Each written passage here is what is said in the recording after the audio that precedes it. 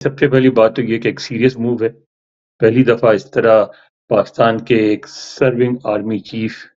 کے خلاف ایک بل کانگریس میں پیش ہوا ہے۔ بائی پارٹیزن بل ہے، یعنی اس میں ریپبلکن اور ڈیموکریٹ لا میکرز دونوں اس کو سپورٹ کر رہے ہیں۔ پھر آپ نے دیکھا ہوگا کہ پچھلے دنوں تقریباً سال ڈیڑھ سال سے جو بھی اس طرح کی موو ہوتی رہی ہے اس کو ایک بڑی اکثریت کی تائید بھی ہو جاتی ہے، بڑی تعداد کی اکثریت تو نہیں کہوں گا، اور ایک ریزولوشن ایسا بھی تھا جو 92% ووٹ، یعنی ٹوٹل اسٹرینتھ کا 82%، اور اس دن موجود ہاؤس میں 92% لوگوں کی اکثریت سے پاس ہو گیا تھا۔ پھر اس میں جو ہمارے مسلم ممبرز ہیں کانگریس کے، جیسے رشیدہ طلائب ہیں، الہان عمر ہیں، ایک یاسمین انصاری ہیں ایرانین، وہ بھی سپورٹ کرتی ہیں اس طرح کے موو کو، کیونکہ وہ ساری کی ساری ہیومن رائٹس کی چیمپئن ہیں۔ پھر جو ایک پروگریسو گروپ ہے جس میں ایک جے پال ہیں، گرچہ انڈین اوریجن کی ہیں،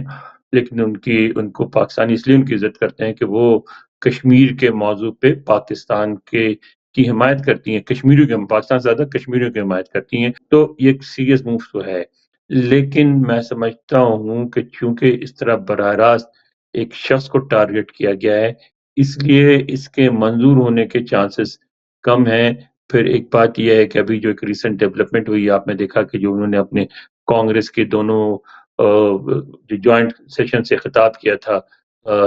صدر ڈونلڈ ٹرمپ نے، اس میں انہوں نے پاکستانی حکومت کی تعریف کی تھی اور کہا تھا کہ ان کی مدد سے ہم نے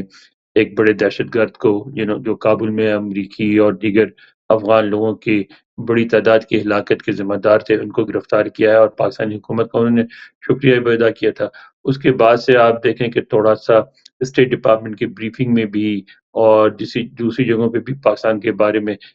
جس طرح کے بائیڈن ایڈمنسٹریشن کے زمانے میں تھا، وہی ایک نرم رویہ اختیار کیا گیا ہے۔ پاکستانی حکومت کو کرٹیسائز کرنے سے اجتناب کرتے ہیں۔ جب بھی عمران خان کی رہائی کی بات کی تو 2 دفعہ انہوں نے جو موجودہ جو اسپوکس پرسن ہے امریکی دفتر خارجہ کی، انہوں نے اس کا جواب نہیں دیا، اور انہوں نے یہ بلکہ یہ بھی کہا کہ بھئی ہم دنیا میں ہونے والے سارے مسائل پہ تو نہیں گفتگو کریں گے،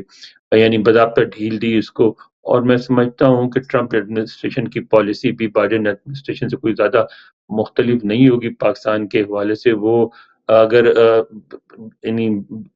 انڈائریکٹلی اگر پاکستان سے یا پرائیویٹ چینلز کے ذریعے اگر کوئی گفتگو کرتے بھی رہے تو اس کو پبلک میں نہیں لائیں گے،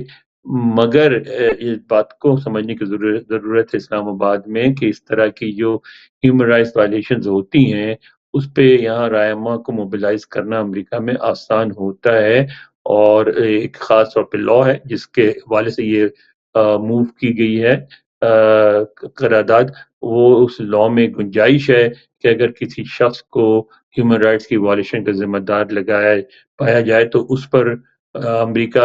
میں آنے پر اور امریکی ویزا ایشو ہونے کی پابندی لگائی جا سکتی ہے۔ اب اگر ایسا خدا نخواستہ ہو جاتا ہے تو ظاہر ہے پاکستان کی اس میں بڑی بے عزتی ہوگی۔ میں سمجھتا ہوں کہ منظور نہیں ہوگی، اور یہ بھی ہے کہ ہمارا جو سفارت خانہ ہے وہ بھی ایکٹیو ہو گیا ہے، یہاں وہ آئے ہوئے ہیں جو امور خارجہ کے لیے وزیر اعظم کے مشیر ہیں فاطمی صاحب، جو یہاں سفیر بھی رہ چکے ہیں کسی زمانے میں، وہ آئے ہیں، وہ ملاقاتیں کر رہے ہیں۔ انہوں نے خاص طور پہ جو فورن افیئرس کمیٹی کے چیئرمین ہیں برائن ماسٹ،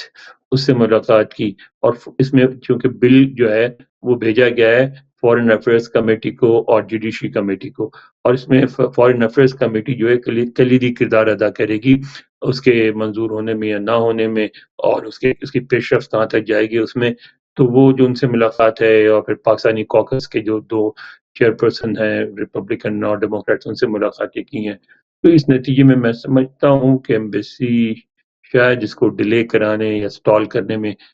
کامیاب ہو جائے، لیکن دوسری طرف یہ بھی ہے کہ یہاں جو لابی ہے جو پی ٹی آئی کے سپورٹرز کی،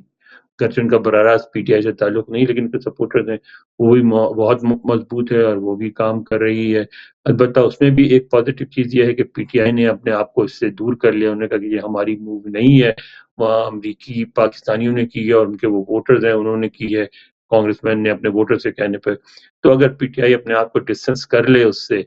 تو پھر پریشر ایز ہو جائے گا اور اس کے منظور ہونے کے امکانات مزید کم ہو جائیں گے۔